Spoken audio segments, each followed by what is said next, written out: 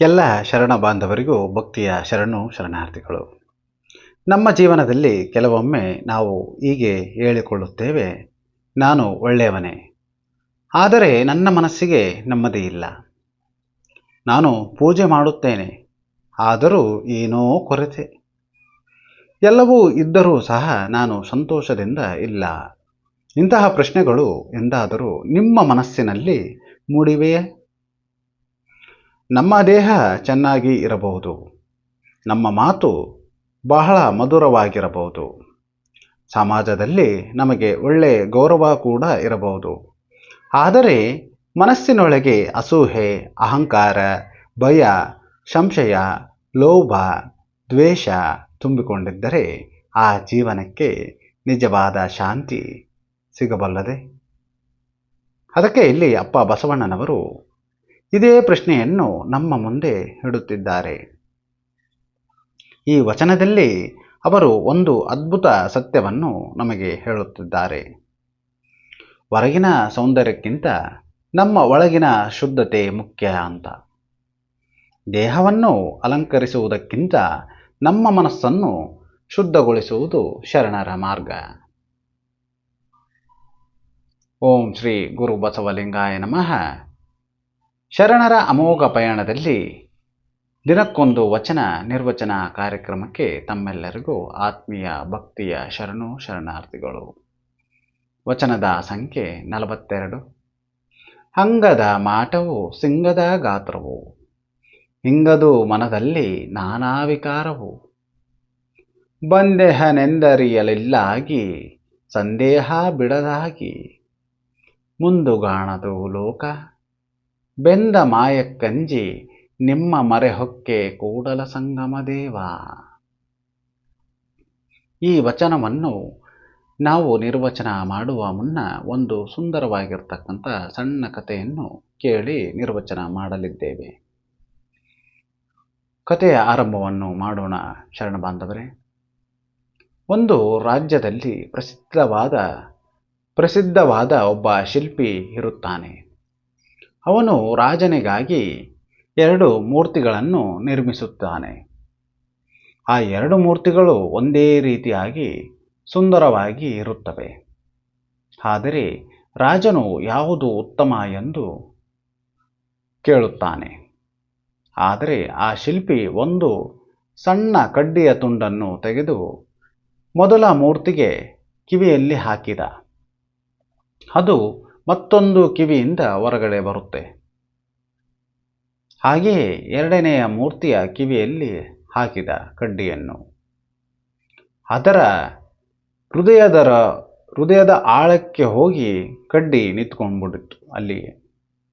ಆಗ ಶಿಲ್ಪಿ ಹೇಳುತ್ತಾನೆ, ಮೊದಲ ಮೂರ್ತಿ ಕೇಳುವುದನ್ನೆಲ್ಲ ಮರೆತು ಬಿಡುತ್ತದೆ, ಆದರೆ 2ನೆಯ ಮೂರ್ತಿ ಕೇಳಿದ ಸತ್ಯವನ್ನು ತನ್ನ ಹೃದಯದಲ್ಲಿ ಇಟ್ಟು ಬದುಕಿಕೊಳ್ಳುತ್ತದೆ. ಅದಕ್ಕೆ ರಾಜನು 2ನೇ ಮೂರ್ತಿಯನ್ನು ಆಯ್ಕೆ ಮಾಡುತ್ತಾನೆ. ಶಿಲ್ಪಿ ನಗುತ್ತಾ ಹೇಳಿದ, ಮಹಾರಾಜನೇ, ಮನುಷ್ಯನು ಹೀಗೆಯೇ ಹೊರಗಿನ ರೂಪವನ್ನು ನೋಡಿ ಮರಳಾಗುತ್ತಾನೆ.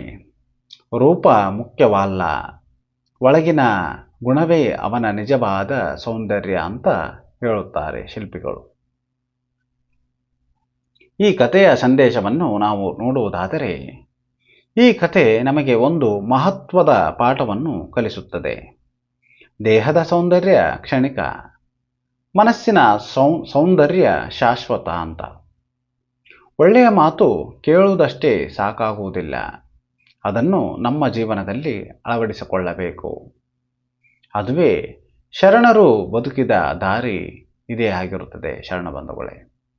ಇನ್ನು ನಾವು ವಚನದ ನಿರ್ವಚನ ಸಾಲು ಸಾಲಿನ ನಿರ್ವಚನ ಮಾಡುತ್ತಾ ಹೋಗೋಣ. ಅಂಗದ ಮಾಟವು ಸಿಂಗದ ಗಾತ್ರವು. ಇಲ್ಲಿ ಅಂಗ ಎಂದರೆ ದೇಹ, ಸಿಂಗದ ಗಾತ್ರ ಎಂದರೆ ಹೊರಗೆ ಕಾಣುವ ಆಕರ್ಷಕ ರೂಪ.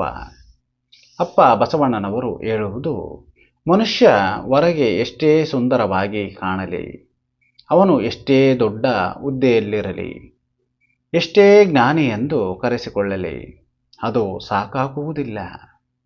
ಹೊರಗಿನ ಅಲಂಕಾರದಿಂದ ಆತ್ಮದ ಸೌಂದರ್ಯ ಬರುವುದಿಲ್ಲ. ಹಿಂದಿನ ಕಾಲದಲ್ಲಿ ನಾವು ದೇಹದ ಆರೈಕೆಗೆ ಗಂಟೆಗಳ ಕಾಲ ಮೀಸಲಿಡುತ್ತಿದ್ದೇವೆ.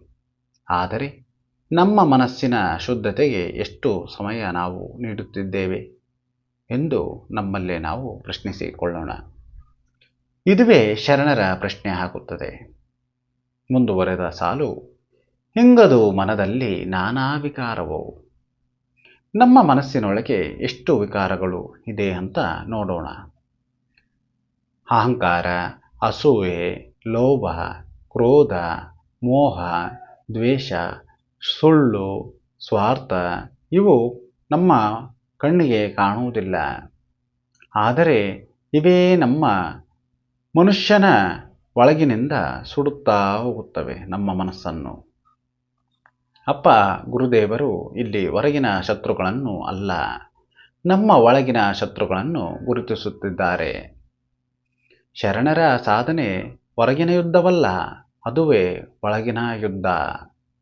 ಮುಂದುವರಿದ ಸಾಲು, ಬಂದೆಹೆನೆಂದರಿಯಲಿಲ್ಲಾಗಿ. ಅಂದರೆ ಈ ವಿಕಾರಗಳು ಯಾವಾಗ ಬರುತ್ತವೆ ನಮಗೆ ತಿಳಿಯುವುದೇ ಇಲ್ಲ.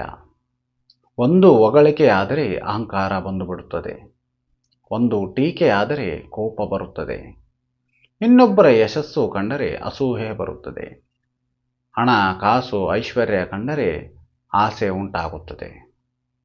ಇವೆಲ್ಲ ಹೇಗೆ ಬಂದವು ಎಂಬುದೇ ತಿಳಿಯುವುದಿಲ್ಲ. ಆದ್ದರಿಂದ ಸದಾ ಜಾಗೃತಿಯ ಸಾಧಕನ ಅಲಂಕಾರವಾಗಿರಲಿ ಎಂದು ಇಲ್ಲಿ ಹೇಳುತ್ತಾರೆ. ಮುಂದುವರೆದ ಸಾಲು, ಸಂದೇಹ ಬಿಡದಾಗಿ. ಸಂಶಯ ಇರುವ ಮನಸ್ಸಿಗೆ ನೆಮ್ಮದಿ ಇರುವುದಿಲ್ಲ.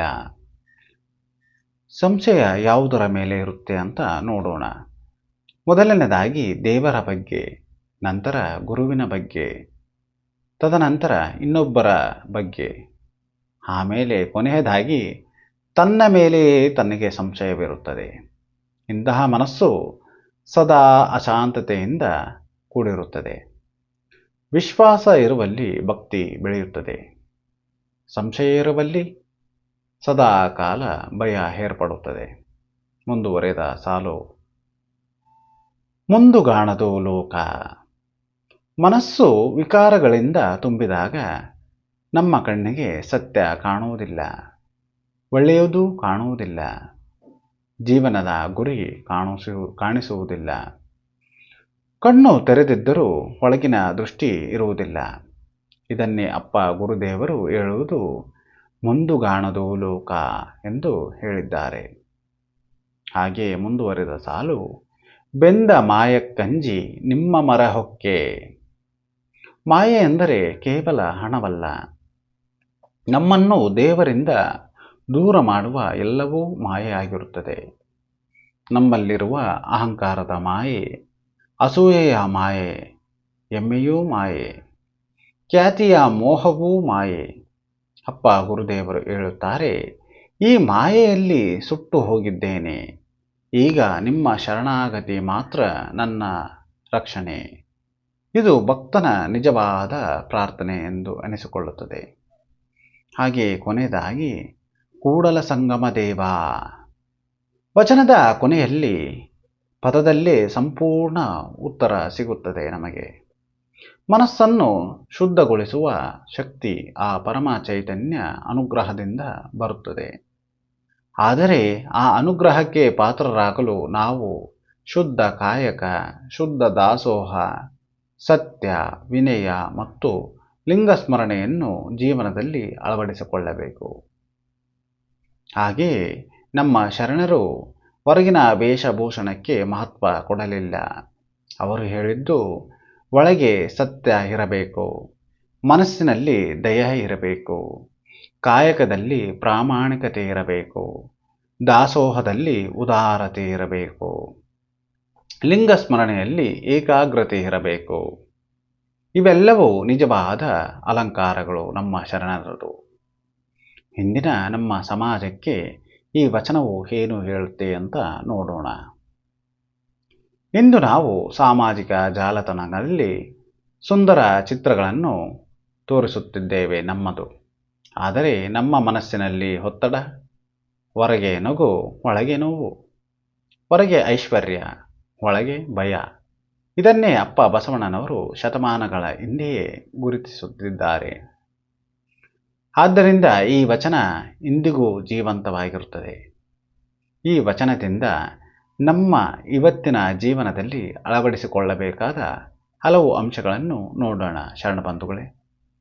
ಒಂದನೇದಾಗಿ, ಪ್ರತಿದಿನ ಆತ್ಮ ಪರಿಶೀಲನೆ ಮಾಡಿಕೊಳ್ಳಬೇಕು. ಇಂದು ನನ್ನ ಮನಸ್ಸಿನಲ್ಲಿ ಯಾವ ವಿಕಾರ ಹೆಚ್ಚು ಕೆಲಸ ಮಾಡಿತು ಎಂದು ನಮ್ಮನ್ನೇ ನಾವು ಪ್ರಶ್ನಿಸಿಕೊಳ್ಳೋಣ. ಎರಡನೇದಾಗಿ, ಹೊರಗಿನ ಸೌಂದರ್ಯಕ್ಕಿಂತ ಒಳಗಿನ ಗುಣಗಳನ್ನು ಬೆಳೆಸಬೇಕು.